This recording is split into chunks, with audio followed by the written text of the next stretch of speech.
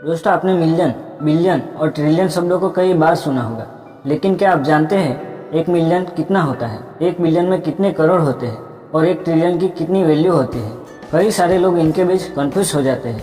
तो आज इस वीडियो में हम जानेंगे कि मिलियन, बिलियन, ट्रिलियन का क्या मतलब होता है। दोस्तों, 1000 में हम 1 के बाद 3 जीरो लगाते हैं।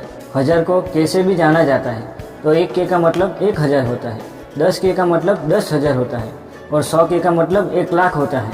तो दोस्तों, अब मिलियन की बात करते हैं। अगर हम 1000 में और 3 जीरो लगाते हैं तो वो संख्या 1 मिलियन बन जाती है।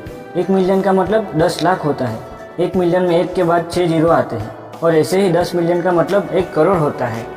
तो दोस्तों, अब हम बिलियन की बात करते हैं। अगर हम मिलियन में और 3 जीरो लगाते हैं तो वो संख्या 1 बिलियन हो जाती है। 1 बिलियन का मतलब 100 करोड़ होता है, यानी 1 अरब होता है। साथ ही हम इसे मिलियन में कन्वर्ट करते हैं तो 1 बिलियन 1000 मिलियन के बराबर होता है और उसे हम लाख में कन्वर्ट करें तो 1 बिलियन 10,000 लाख के बराबर होता है। दोस्तों, 1 बिलियन में 1 के बाद 9 जीरो आते हैं। तो दोस्तों, अब हम ट्रिलियन की बात करते हैं। अगर हम बिलियन में और 3 जीरो लगाते हैं तो वो संख्या 1 ट्रिलियन बन जाती है।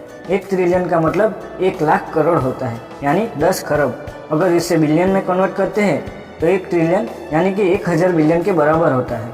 1 ट्रिलियन में 1 के बाद 12 जीरो आते हैं। उसी तरह 10 ट्रिलियन 1 मिलियन बिलियन के बराबर होता है।